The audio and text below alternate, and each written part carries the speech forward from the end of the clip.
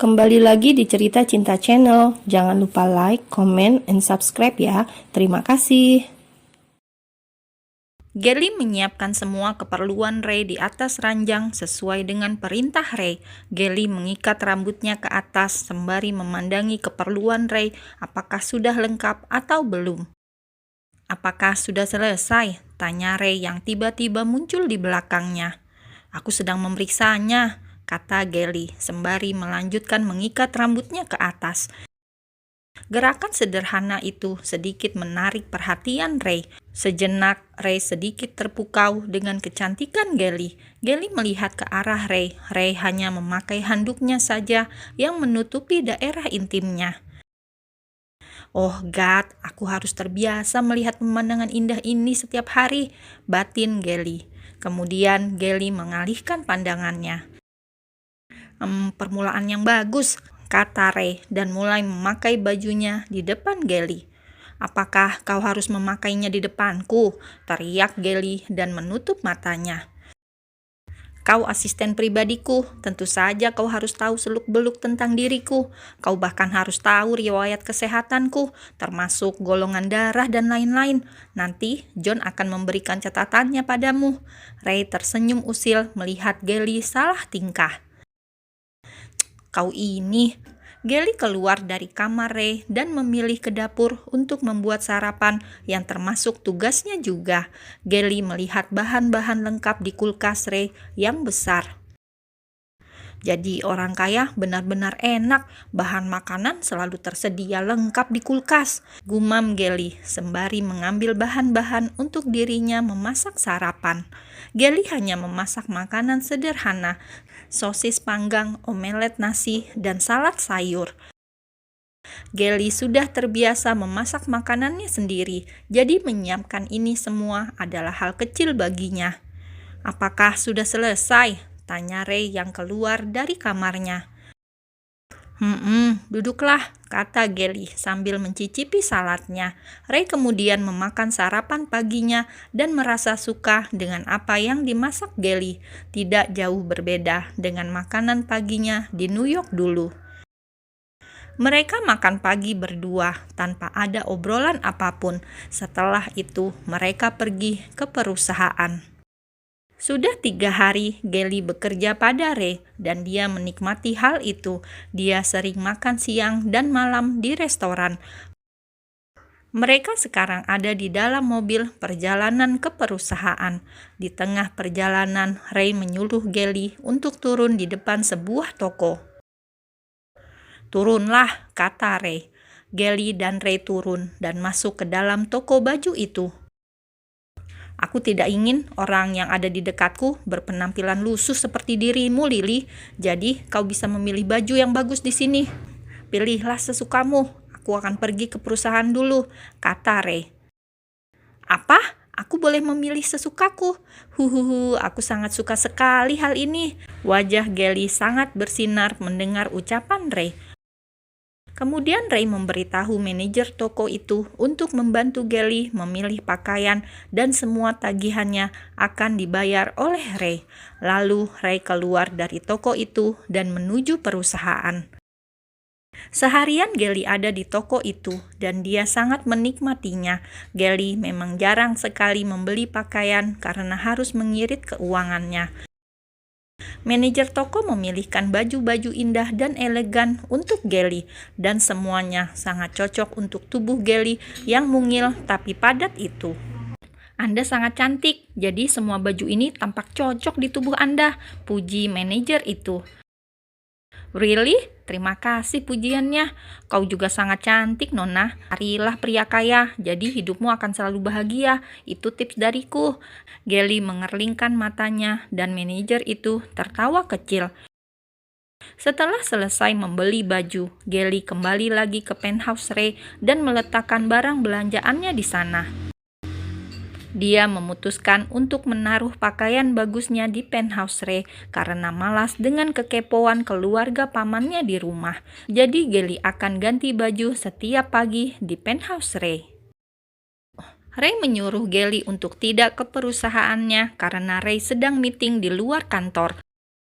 Jadi, Gelly memanfaatkan waktunya untuk mencoba baju yang dibelinya tadi. Baju-baju ini bagus sekali, teriak Gelly bahagia. Gelly mencoba sebuah gaun malam merah yang sedikit pendek. Dia sebenarnya tidak membutuhkan gaun malam seperti ini, tetapi manajer toko mengatakan Gelly akan terlihat sangat cantik jika memakai gaun itu. Ya, siapa tahu Ray mengajakku makan malam bersama temannya. Mungkin saja bukan, gumam Gelly dan memakai gaun itu. Kemudian memakai sedikit make up yang dibelinya tadi, lalu dia memotret dirinya. Oh, aku memang sangat cantik. Aku harus menggait laki-laki kaya jika penampilanku seperti ini, Gelly bermonolog. Dia mengirim foto dirinya pada Ray. Bagaimana penampilanku? Aku terlihat cantik, bukan? Carikan aku laki-laki kaya yang bisa kujerat, Ray. Tulis pesan Gelly pada Ray. Ray melihat pesan yang masuk di ponselnya ketika sedang makan siang bersama relasinya. Ray tersedak setelah melihat foto Gelly yang terbilang seksi itu. Gadis nakal ini, gumam Ray. Kau tidak boleh memakai baju itu. Kau seperti wanita murahan, balas Ray. Gelly melihat balasan pesan dari Ray dan sangat kesal dengan Ray. Kau benar-benar menyebalkan, Ray, balasnya. Ray tertawa melihat balasan Gelly. Lalu Gelly mencoba bajunya lagi dan memotretnya, kemudian mengirimnya lagi pada Ray. Bagaimana dengan ini? Aku terlihat elegan, bukan? Kata Gelly. Ray melihat foto yang dikirimkan Gelly lagi. Tidak, kau seperti gadis nakal, jawab pesan Ray sambil tersenyum jahil. Gelly semakin kesal pada Ray. Kalau begitu, aku tidak pakai baju saja agar pria kaya langsung menempel padaku, balas Gelly kesal. Kalau begitu, lakukan itu di depanku. Aku akan menjadikanmu sugar babyku. Bagaimana? Balas Ray. Ray, kau menyebalkan, balas Gelly dan menyudahi pesannya pada Ray karena percuma baginya meminta pendapat Ray. Ray tertawa membaca pesan Gelly. Dia membayangkan wajah kesal Gelly karena pesan yang dikirimkannya. Kau terlihat bahagia sekali, Ray, kata Tuan Levin. Aku punya mainan baru sekarang, jadi hidupku sedikit berwarna, senyum Ray. Gelly pulang ke rumahnya ketika menjelang malam, jadi Gelly tak menunggu Ray pulang ke penthouse. Sesampainya di rumah, Gelly melihat kamarnya acak-acakan. Gelly kemudian menggedor kamar pamannya. Apa yang kau lakukan? Teriak Beth ketika membuka pintunya. Di mana paman? Dia tidak akan menemukan apapun di dalam kamarku, teriak Gelly kesal. Aku tidak tahu, mungkin dia sedang mabuk-mabukan, jawab Beth. Katakan padanya, aku akan mematahkan kakinya jika berani menyentuh kamarku lagi. Aku yang melakukannya. Tiba-tiba David sepupunya muncul di belakangnya. Ah, kau sudah keluar dari penjara dan ingin masuk ke penjara lagi, David, kata Gelly. Berikan surat rumah ini padaku, aku membutuhkan uang, kata David. Dalam mimpimu, jawab Gelly dan berjalan ke kamarnya, tetapi David menahannya dengan menarik jaketnya. Lepaskan aku, kata Gelly. David tak melepaskannya, justru dia menjambak rambut ikal Gelly sekarang. Gelly melawan dan memelintir tangan David, tapi David menggunakan tangan satunya mengambil kursi di dekatnya dan memukulkannya pada Gelly. Gelly terkapar di lantai. Kayu kursi itu mengenai tubuhnya. David duduk di atas perut Gelly dan mencekik lehernya, kemudian menampar pipi Gelly berkali-kali. Aku banyak belajar di penjara, Gelly. Aku tidak akan kalah lagi melawanmu. David tersenyum licik. Kemudian Gelly memukul pipi David dengan sangat keras dan menendangnya. David tersungkur dan keadaan berbalik. Kau pikir kau akan menang melawanku, bastard? Teriak Gelly dan memukul David bertubi-tubi. Hentikan, Gelly, hentikan! Teriak Beth menarik tangan Gelly, tetapi Gelly menepisnya dan mendorong Beth hingga Beth terjatuh. Piar! Larry muncul dari belakang Gelly dan memukulkan botol minumannya ke kepala samping Gelly. Gelly merasakan darah yang mengalir ke telinga dan keningnya. Gelly memegang kepalanya yang berdarah. David memanfaatkan hal itu dengan menjatuhkan Gelly kembali ke lantai lalu memukul pipinya. "David, hentikan, kau akan membunuhnya," teriak Beth. "Katakan, di mana surat itu?" geram David sambil memegang leher Gelly. "Aku tidak akan memberikannya pada manusia terkutuk seperti kalian. Cuy." Gelly meludahi wajah David dan membuatnya semakin emosi dengan memukul kembali wajah cantik Gelly. Gelly menahan tangan David dengan sisa kekuatannya. Gelly berhasil membuat David tersungkur kembali ketika Gelly memukulkan kepalanya ke hidung David. Larry terlihat duduk tak berdaya karena mabuk. Gelly menendang perut David berkali-kali.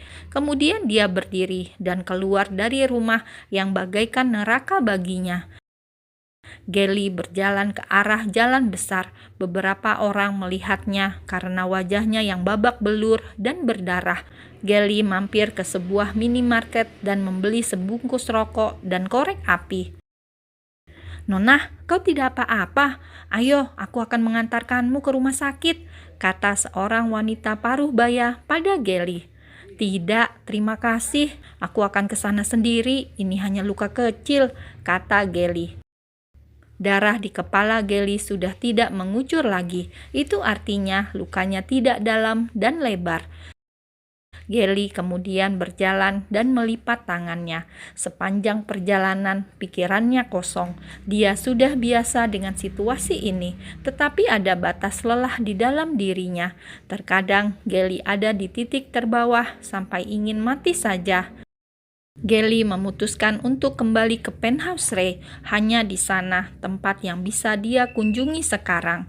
Gelly memencet kode lift menuju penthouse Ray. Ting! Pintu lift terbuka. Ray yang kebetulan baru datang ada di sofa ruang tengah. Ray tahu bahwa yang datang itu adalah Gelly, karena hanya Gelly dan dirinya yang punya akses masuk ke dalam penthouse-nya. "Apa ada yang tertinggal?" tanya Ray yang belum melihat ke arah Gelly. "Aku akan tinggal di sini," kata Gelly. Ray meletakkan ponselnya dan menghampiri Gelly. Betapa terkejutnya Ray dengan keadaan Gelly yang babak belur. "Apa-apaan ini? Apa yang terjadi, Lily?" Ray menuju Gelly dan menangkup rahangnya. "Tidak apa-apa, ini hanya luka kecil. Di mana kotak obatmu?" kata Gelly melepaskan tangan Ray yang ada di dagunya. "Apakah kau selalu seperti ini, Lily? Ini sudah sangat keterlaluan. Siapa yang melakukan ini padamu? Katakan padaku, atau kau akan kupecat," kata Ray geram. "Paman dan sepupuku, meskipun mereka membuatku seperti ini, tetap akulah pemenangnya, Ray. Jangan khawatir." Gelly berusaha tersenyum. Ray benar-benar kehilangan kata-kata melihat keadaan Gelly. Dia memeluk Gelly dan mengusap punggungnya. Gelly hanya terdiam, dan ini pertama kalinya dirinya merasakan sebuah pelukan di saat dirinya ada di titik terbawah.